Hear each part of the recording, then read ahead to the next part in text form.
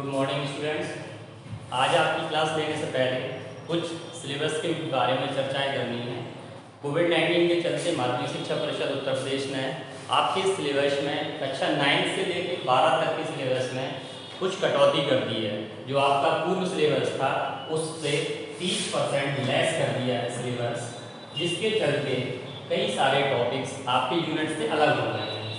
तो हम आपको उसके बारे में आज जानकारी दे रहे हैं कि कौन कौन से टॉपिक आपको पढ़ने हैं और कौन कौन से टॉपिक आपको नहीं पढ़ने हैं। क्योंकि आप किसी भी सब्जेक्ट की जब तैयारी करते हैं तो सबसे पहले आपको जानकारी होनी चाहिए कि आपका सिलेबस क्या है, परीक्षा का पैटर्न क्या है, क्या क्या आना है, किस तरीके के क्वेश्चन आने हैं। आपको अगर इसके बारे में जानकारी होगी तो आप बहुत अच्छे से पेपर दे सकते हैं और अच्छे से नंबर ला सकते हैं। तो सबसे पहले हम आपसे आज बात करेंगे कि आपका जो 12th का पेपर प्रारूप होता है वो क्या होता है। उसके बारे में हम आपको सिलेबस के बारे में चर्चा करेंगे।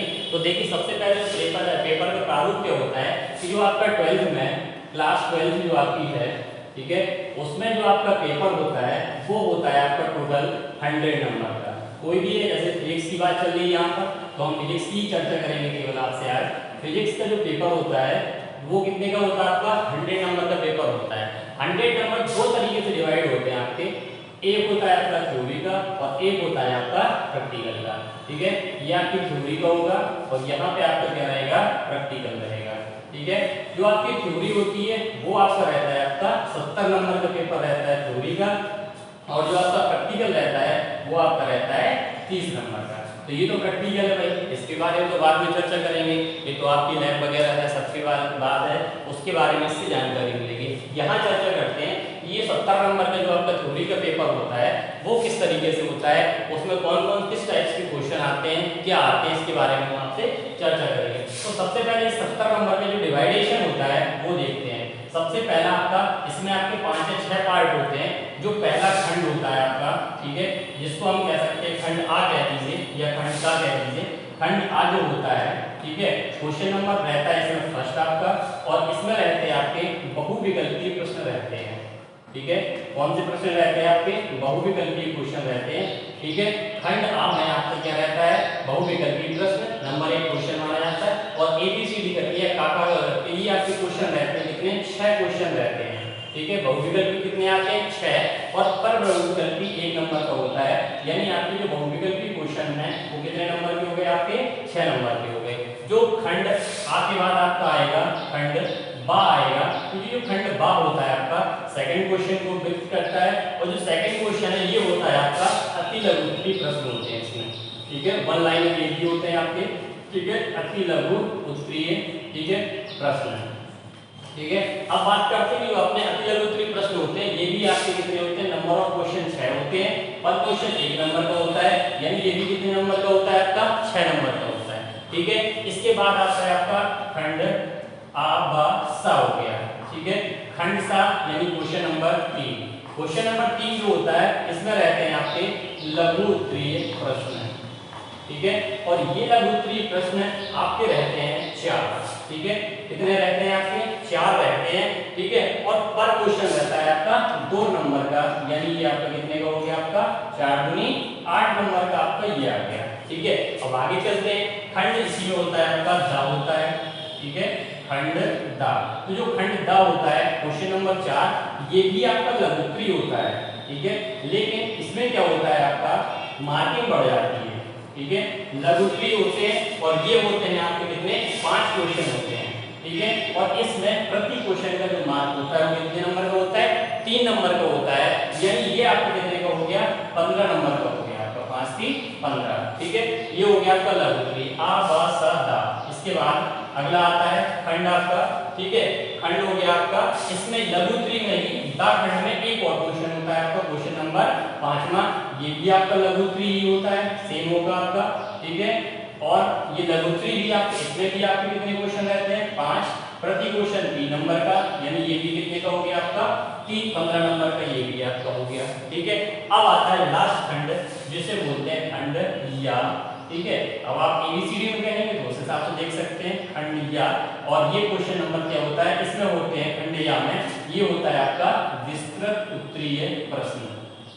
ठीक है, लॉन्ग आंसर टाइप क्वेश्चन, विस्तृत उत्तरीय, ठीक है, विस्तृत उत्तरीय प्रश्न, ठीक है, ये होते हैं। अब इसमें रहते हैं क्वेश्चन नंबर 6, 7, 8, ठीक है, और आपका जाता है 9 नंबर तक जाता है ये, ठीक है। कितने क्वेश्चन होते हैं इसमें? 9। क्वेश्चन नंबर 6 भी होगा, 7 भी होगा, 8 भी होगा और 9 होगा। यानी आपको कह सकते हैं कि लॉन्ग क्वेश्चन हुए वो कितने हुए? 1, 2, 3, 4 हुए, ठीक है। तो जो विस्तृत उत्तरीय होते हैं वो कितने होते हैं? 4, और प्रति क्वेश्चन के मार्क कितने होते हैं? 5 नंबर का होता है आपका, ठीक है। यानी ये कितना हो गया आपका?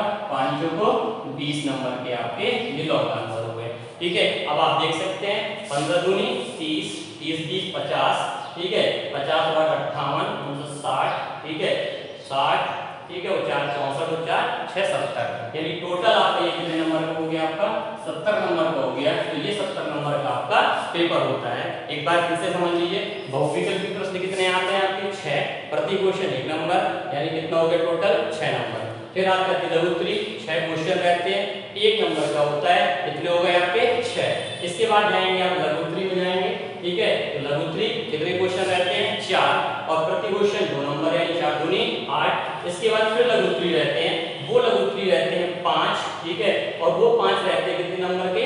3 नंबर के रहते हैं, 5 3 15। इसके बाद फिर लघु उत्तरीय रहते हैं 5, वो भी 3 नंबर के, वो भी कितना हो गया? 5 3 15 हो गया। फिर आ जाते हैं विस्तृत उत्तरीय प्रश्न, और विस्तृत उत्तरीय प्रश्न कितने रहते हैं आपके? 4, प्रति क्वेश्चन 5 नंबर, यानी 5 को 20। इस तरीके से आपका ये रहता है पेपर का पैटर्न। अब एक चीज और याद रखनी है, यहाँ पर खंड आ, बा, शा, दा, इनमें आपका कोई भी रिलैक्सेशन नहीं होता है, मतलब सभी के सभी प्रश्न करना अनिवार्य होते हैं, ठीक है। तीनों में अनिवार्य तो सारे होते हैं, लेकिन आपको यहाँ पर ऑप्शन मिल जाता है 6 से लेके 9 तक में जो 4 क्वेश्चन रहते हैं, इसमें आपको ऑप्शन मिल जाता है, आपको मिल जाता है। यानी 6 क्वेश्चन में 2 होंगे तो 1 करना पड़ेगा, 7 में 2 होंगे तो 1 करना पड़ेगा, 8 में और 9 में सेम होता है। यानी आपको यहाँ तो रिलैक्सेशन आपको मिल जाते हैं, लेकिन यहाँ पर आपके सारे कंपलसरी करने होते हैं, ठीक है। अब यहाँ आप ये समझ लीजिए कि अगर आपको अच्छे नंबर चाहिए हैं तो आपको बहुविकल्पी भी तैयार होनी चाहिए, अति लघु उत्तरीय भी होनी चाहिए, लघु उत्तरीय भी। आप ये नहीं कर सकते हैं कि केवल हम अपना लॉन्ग तैयार कर लें तो भी आप अच्छे नंबर ला सको, ये भी नहीं हो सकता है, या अपने शॉर्ट कर लें तब भी नहीं, यानी आपको करना तो पूरा डिटेल से ही पड़ेगा।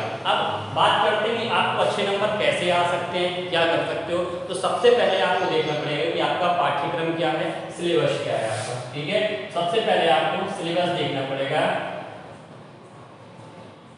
कि आपका सिलेबस क्या है, और उस सिलेबस में कौन कौन से टॉपिक हैं, हमें किस तरीके से पढ़ाई करनी है, ठीक है। तो देखो सबसे पहले तो आप पहला अपना निर्धारण करिए कि आपको ज़्यादा से ज़्यादा बुक्स से पढ़ना है, ठीक है। आप नोट्स बना के, कोई नोट्स बनवा दे आपके, हम बनवा दें, कोई बनवा दे, तो नोट्स से आप क्या कर सकते हैं, आप 12th में नंबर तो अच्छे ला सकते हैं, लेकिन आप कहें कि आपको नॉलेज हो जाएगा तो आपको नॉलेज नहीं हो सकता है, क्योंकि नोट्स में क्या होता है, सिलेक्टेड कोई भी लिखवाएगा, ज़्यादा डीप तो लिखवा नहीं कर सकता है। तो इसमें क्या है आपका, जब सिलेक्टेड लिखवाएगा तो आपके ज़्यादा अच्छे नंबर नहीं आ सकते हैं। इसमें क्या है, इसीलिए आपको अगर अच्छे नंबर चाहिए हैं तो आपको बुक्स से पढ़ना है। बुक्स देखिए, सबसे पहले एक बहुत पुरानी किताब है आपकी, जो आप सब लोग पढ़ते भी रहे हैं, नगीन प्रकाशन, कुमार मित्तल की आती है, ठीक है। सबसे अच्छी किताब है आपकी, तो आप इसका यूज कर सकते हैं, ठीक है। इसके बाद आ जाता है आपका नगीन प्रकाशन ले सकते हैं, दूसरा आता है चित्रा प्रकाशन की बहुत बड़ी किताब आती है, ये भी, यानी ये आपका नगीन प्रकाशन हो गई आपकी, चित्रा प्रकाशन, ये 2 किताबें आप ले सकते हैं, नृपेंद्र भटनागर और ये कुमार मित्तल है, 2 राइटर हैं, इनको 2 को लेके आप पढ़ सकते हैं, तो बहुत अच्छा रहेगा आपको, आप और अच्छी नॉलेज भी मिल जाएगा। आप कन्वर्ट्स वगैरह हुए, बहुविकल्पी हुए, अति लघु उत्तरीय हुए, ये सारे उसमें आपको बहुत अच्छे मिल जाएंगे। तो आपको अगर आगे कॉम्पिटिटिव एग्जाम निकालने हैं, आपको आगे नीट की प्रिपरेशन करना है, किसी को अपना IIT की प्रिपरेशन करनी है, किसी को अपना APDO जाना है, कुछ भी करना है, कहीं भी जाना है, तो आपको बुक्स से ट्रेन करना पड़ेगा। बुक्स को आपसे लगाव होना चाहिए, बुक्स को आप पढ़िए, नोट्स के साथ साथ बुक्स से अध्ययन करिए, किताबों से अध्ययन करिए, आप जरूर सफल होंगे, ठीक है। ये तो हो गया आपका परीक्षा का पैटर्न हो गया कि आपको किस तरीके से पेपर आता है, क्या कैसे आपको पढ़ना पड़ता है। अब हम बात करते हैं आपकी आज का जो हमने बताया था कि अपना माध्यमिक शिक्षा परिषद ने आपके सिलेबस को कुछ कम कर दिया है, ठीक है। तो जो कम कर दिया है वो हम आपको बता रहे हैं। सबसे पहले तो आप अगर सिलेबस आपको प्राप्त नहीं है तो हम लिंक पे डाल देंगे, चैनल के लिंक पे डाल देंगे या कमेंट में डाल देंगे, तो आप वहाँ से देख सकते हैं। अगर फिर भी नहीं मिले तो हम आपको साइट बताए दे रहे हैं, ये आपकी साइट है upmst.education.edu.in। इस साइट पे आप जाके विजिट कर सकते हैं, चेक कर सकते हैं और वहाँ से आपको माध्यमिक शिक्षा परिषद प्रयागराज का जो सिलेबस है 9 to 12 जो भी चेंज हुआ है वो आपको वहाँ से मिल जाएगा। तो आप इस साइट से जाके अपना सिलेबस डाउनलोड कर सकते हैं। ये हमारे पास सिलेबस है, क्या कैसा चेंज हुआ है टोटल डिटेल इसमें आपको दिया गया है, ठीक है। तो आप सिलेबस अगर आपको डाउनलोड करना है तो आप upmst.education.in पे जाके आप विजिट कर दें और वहाँ से आप अपना सिलेबस डाउनलोड कर सकते हैं। तो आपको मिल जाएगा कि क्या आपके सिलेबस में है, क्या चीज़ें हैं और क्या चीज़ें आपके सिलेबस से हट गई हैं। चलिए अब और कुछ बातें डिस्कस करते हैं। देखिए आपके पेपर जो आपकी बुक होती है उसमें 2 खंड होते हैं या 2 सेक्शन होते हैं। खंड आ होता है पहला और दूसरा होता है खंड बा, ठीक है। पहले तो जो पुराने जमाने के कुछ स्टूडेंट्स हैं, कुछ पुराने सेशन में क्या था 2 पेपर चलते थे, लेकिन अब कुछ वर्षों से 1 पेपर हो गया है। तो सबसे पहले खंड आ की बात करते हैं। खंड आ में आपका पहला यूनिट है स्थिर वैद्युत की, ठीक है। तो जो पिछले साल का सिलेबस है और इस साल के सिलेबस में है उसमें खंड आ से स्थिर वैद्युत वाले यूनिट से केवल एक हेडिंग उन्होंने अलग करी है, आवेशित गोलीय कोष के कारण वैद्युत क्षेत्र की तीव्रता। एक डेरिवेशन हुआ करता था, गॉस की प्रमेय का आपका लेसन था। आप इनको याद हो, जिन्होंने अगर पढ़ा है तो उनको याद होगा, गॉस की प्रमेय आपका लेसन था। उस लेसन में 3 डेरिवेशन ये हुआ करते थे, आवेशित गोलीय कोष के कारण अंदर बाहर और गोलीय कोष के पृष्ठ पर तीव्रता निकालना, ये 3 डेरिवेशन हुआ करते थे। तो इस वर्ष के पाठ्यक्रम में ये डेरिवेशन क्या हो गए आपके हट गए हैं, आपको ये टॉपिक नहीं पढ़ना है, ठीक है। ये आपका पहला इसमें जो हट गया है वो हो जाएगा। इसके बाद आते हैं जो आपका दूसरा यूनिट हुआ करता है धारा विद्युत, ठीक है। इलेक्ट्रिक करंट जो आपका दूसरा यूनिट है इससे आप कभी ज्यादा कुछ नहीं हटा है, इससे केवल 2 हेडिंग हटी है। एक तो हटाया आपका कार्बन प्रतिरोधकों का वर्णक्रमण का क्रम, एक हेडिंग हुआ करती थी, इससे रिलेटेड कभी सवाल भी आ जाएगा से, तो ये हट गया है अब कार्बन प्रतिरोधकों का वर्णकोड, ये हट गया है। और इसी में एक हेडिंग और हट गई है प्रतिरोधकों का श्रेणी और एक समांतर क्रम।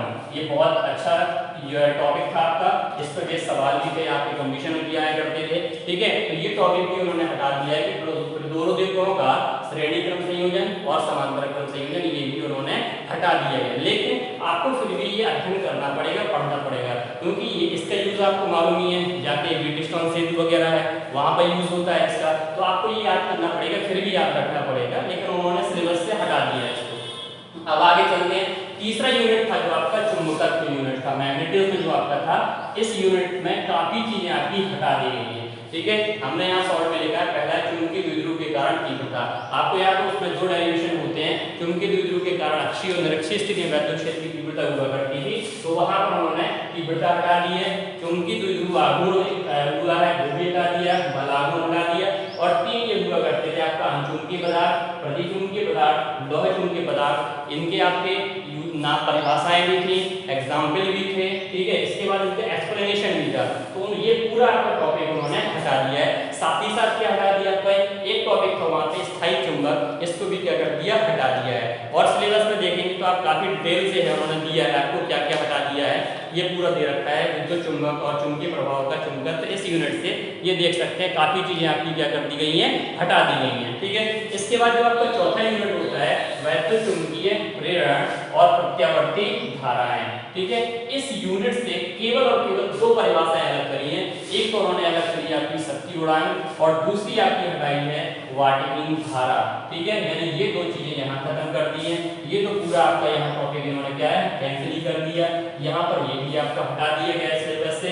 इसके बाद आ जाता है वैद्युत चुंबकीय तरंगें, जो आपका 5वां यूनिट हुआ करता था, बहुत छोटा यूनिट होता था ये, सिर्फ इसमें आपकी 2 हेडिंग मतलब 4-5 हेडिंग थी, एक लेसन था इसमें, ठीक है। इसमें से उसने केवल एक हटाया, विस्थापन धारा की आवश्यकता, इस हेडिंग को क्या कर दिया इन्होंने रिमूव कर दिया। ये हमने आपको खंड आ का बताया है। खंड बा भी होता है इसमें, जिसमें आपका प्रकाश रहता है और इलेक्ट्रॉनिक्स युक्ति वगैरह रहती रहती हैं उसका डिटेल हम आपको बाद में बता देंगे। अभी सिर्फ आपको इतनी जानकारी दे रहे हैं कि कौन कौन से टॉपिक इसमें से हटा दिए गए हैं और कौन कौन से टॉपिक अभी नहीं हटाए। सबके पास बुक्स होगी, बुक में आगे सिलेबस दिया रहता है। एक तो आप पहले नेट पे जाकर, हमने आपको साइट बताई है, वहाँ पे जाके आप सिलेबस निकाल सकते हैं। अगर नहीं भी निकाल पा रहे, पुरानी किताब पिछले साल की किसी की भी ले लीजिए, उसमें सिलेबस आगे दे रखा होगा, तो वहाँ से आप देख सकते हैं। और ये टॉपिक आपको नहीं पढ़ने हैं, ये टॉपिक आपके इस वर्ष नहीं आने हैं। माध्यमिक शिक्षा परिषद ने बाकायदा स्पष्ट नोटिस जारी किया है, सिलेबस जारी किया है, उसमें आपको बाकायदा बता दिया गया है। ठीक है, ये आपके रिमूव में आप अपना टिक लगा लीजिए, पढ़ना नहीं है। इस चीज़ को बहुत ध्यान रखना है, क्योंकि जो टॉपिक बोर्ड ने हटा दिया है वो कभी भी वो देगा नहीं उससे। ठीक है, तो उसको आपको हटा के ही तैयारी करनी, जो शेष टॉपिक बचे हुए हैं वो पढ़नी है। अब हम आपको इसी खंड आ के बारे में बता रहे हैं कि किस यूनिट से कितना आपका आया करता है, कौन कौन सी चीजें आपकी आती थी, वो डिटेल हम आपको समझा रहे हैं। चलिए देखो, जो आपका पहला यूनिट रहता है, ठीक है, ये हम आपको हटा दे रहे हैं, सिलेबस जो हटा दिया वो चीजें हटा के अब आपको हम बता रहे हैं, सिर्फ यूनिट के बारे में डिस्कस कर रहे हैं कि किस यूनिट से कितना आपका आया करता है सिलेबस। ठीक है, चलिए ये हमने आपका अलग कर दिया है। ये आपके चौथे यूनिट के टॉपिक जो हटे हैं वो अलग हो गए, और ये आपके 5 मिनट। चलिए, जो पहला आपका है स्थिर वैद्युत की, ये आपका जो पेपर इससे आता है, इससे आपका 8 नंबर का पेपर कम से कम आता है। ठीक है, जो आपका पहला यूनिट है स्थिर वैद्युत की, इस यूनिट से कितने नंबर का आता है आपका 8 नंबर का। इसका मतलब काफी कुछ आता है इससे। इसमें आपके देखिए यहाँ पे 4 लेसन या 3 लेसन के समथिंग होते हैं आपके, तो देख 4 लेसन होते हैं। इसके बाद जो आपका धारा विद्युत यूनिट है, इससे आपका 7 नंबर का आता है बोर्ड परीक्षा में।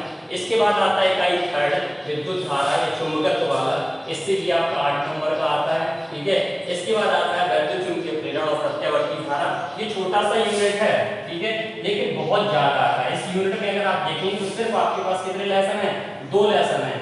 इस यूनिट में आपके पास सिर्फ कितने लेसन है, 2।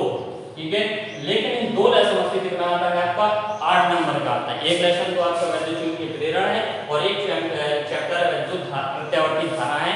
इससे कितने नंबर का आना है आपका 8 नंबर का। इसका मतलब सबसे मोस्ट यूनिट आपका ये है, इसको बहुत ध्यान से आपको पढ़ना है। और इससे जो 5वां यूनिट लास्ट है आपका वैद्युत चुंबकीय तरंग है, इससे आपका आया करता है 4 नंबर का। ठीक है, इस तरीके से ये आपका हो गया 8 7 8 8 4, यानी ये आपका टोटल जो खंड आ है, इससे कितने नंबर का पेपर बनता है आपका 35 नंबर का पेपर आपका बनता है। अब जो इसका खंड बा है, सेक्शन बी है जो इसका, ठीक है, उससे आपका शेष 35 नंबर का पेपर आपका खंड बा से बनता है। किसी दिन आपको डिटेल में वो भी समझा दिया जाएगा। ठीक है, तो अब ये आपको कंफर्म हो गया कि आपको किसी भी यूनिट को हल्का नहीं समझना है, क्योंकि आप देख रहे हैं सारे यूनिट्स के क्या है, बराबर मार्क से 1-2 नंबर का ऊपर नीचे हो जाता है, लगभग सारे से आपके सेम चीजें आती हैं। ठीक है, खंड जो आपका बा है, सेक्शन बी है, जो आपको आगे पढ़ाएंगे, उससे भी आपको कितने नंबर का आता है, 35 नंबर का आता है। तो ये चीजें भी आपको ध्यान में रखनी है। ये छोटी छोटी चीजें हैं, कुछ हमने आपको बताई हैं। ठीक है, इन सब चीजों का आपको खास तौर से याद रखना है। और सिलेबस आपको हमने बताई दिया है कहाँ से मिल जाएगा, तो वहां से आप सिलेबस भी देख सकते हैं। ठीक है, सिलेबस आप अपना डाउनलोड कर लीजिएगा और उसके बाद हम अपनी पढ़ाई चालू कर देंगे। अब देखिए, कुछ चीजें हम आपको और समझाई दे रहे हैं। ठीक है, कल हम आपको अभी तक जो हमने आपको पढ़ाया है उसके बारे में समझाए दे रहे हैं, क्या क्या चीजें हम आपको पढ़ा चुके हैं, कितना आपका सिलेबस हो गया है और क्या भी आपको आगे स्टार्ट करना है। चलिए देखिए, अभी हम आपको लेसन आपका पहला यूनिट चल रहा था स्थिर वैद्युत की। ठीक है, स्थिर वैद्युत की में हमने आपको अप्रैल के महीने पढ़ाया था, पहला लेसन पढ़ा दिया था, वैद्युत आवेश वैद्युत क्षेत्र पढ़ा चुके थे, गॉस की प्रमेय भी पढ़ा चुके थे। अभी स्टार्ट किया था आपका वैद्युत विभव वाला लेसन, तो वैद्युत विभव भी लगभग आपका पूरा हो गया है, थोड़ा बहुत कुछ बचा होगा तो उसको देखेंगे। 3 यूनिट आपको उससे हो गए थे। ठीक है, उसमें आपको सिर्फ बचेगा एक चैप्टर बचा है संधारित्र, तो आपको 1-2 दिन में संधारित्र स्टार्ट कर दिया जाएगा। तो आपका जो पहला यूनिट है जो आपका 8 नंबर का आना है, वो आपका पूरा क्या हो जाएगा, कंप्लीट हो जाएगा। ठीक है, अब हम आपको जो कल अपना लेसन चल रहा था, ठीक है, कल आपका कौन सा लेसन चल रहा था, वैद्युत विभव चल रहा था। ठीक है, उस वैद्युत विभव को लेसन जो भी कंप्लीट हो गया था, तो उसके हम आपको फॉर्मूला वगैरह कुछ बताए दे रहे हैं, तो आप समझ लीजिए, नोट कर लीजिए। ठीक है, लेसन नंबर अगर हम बात करेंगे तो लेसन नंबर क्या है आपकी, 3rd था आपका। ठीक है, लेसन में नहीं दिया था आपका विद्युत विभव का, ये आपका चल रहा था विद्युत विभव, ये चल रहा था। इसके हम आपको फॉर्मूले जो मैंने फॉर्मूले हैं आपके वो देखे ले रहे हैं, कुछ एक्सप्लेन करके दे रहे हैं आपके, तो वो आप अपना समझ लीजिए, देख लीजिए। ठीक है, अब सबसे पहले आपको देखना है क्या होता है इसमें। जो आपका पहली हेडिंग हमने आपको पढ़ाई थी, वो पढ़ाई थी विद्युत विभवांतर की, वैद्युत विभवांतर या विद्युत विभवांतर। ठीक है, इसमें हमने आपको बताया था डेल्टा V बराबर क्या होता है आपका W अपॉन क्या होता है U0। तो आपको ये याद रखना है। अगर किसी आदर्श बिंदु A से B पर ले जा रहे हैं तो आपके यहाँ निकल के आया था, बताया था VA माइनस VB बराबर क्या हो जाता है आपका W बटे U0। इसके बाद आपको दूसरी जो हेडिंग थी इसी में, वो हमने आपको बताई थी विद्युत विभव क्या होता है। तो विद्युत विभव ये भी आपके सेम इसी तरीके से था, ये भी क्या है V बराबर हुआ करता है W बटे U0 हुआ करता है। ठीक है, तीसरी हेडिंग यही पे आपको बताई थी हमने, एकल बिंदु आवेश के कारण, एकल बिंदु आवेश के कारण विभव।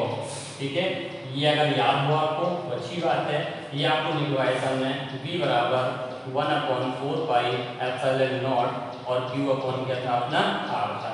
इसके बाद जो अगला था वो था आपका वैद्युत द्विध्रुव के कारण, द्विध्रुव के कारण अक्षीय अथवा अनुदैर्ध्य स्थिति में विभव निकाला था हमने। ठीक है, अक्षीय स्थिति में विभव ये था अपना V बराबर 1/4 पाई एप्सिलॉन नॉट P बटे क्या था आपका R स्क्वायर। इसके बाद आपको डेरिवेशन निकलवाया था निरक्षीय स्थिति में विभव निकाला था, वो निकल के आया था 1/4 पाई एप्सिलॉन नॉट। ठीक है, निरक्षीय स्थिति का अगर आपको याद हो तो वो कितना निकला था आपका 0 निकल के आया था। इस तरीके से ये सब चीजें आपको डिटेल में समझा दी गई थी, आपको बता दी गई थी। ठीक है, तो आप इतना अपना डिटेल कंप्लीट कर लीजिएगा। जो भी आपका न्यूमेरिकल्स कल से स्टार्ट कर दिए जाएंगे तो कल आपसे न्यूमेरिकल करवाएंगे। आज आप इतना अपना लेसन 3rd पूरा कंप्लीट कर लीजिए।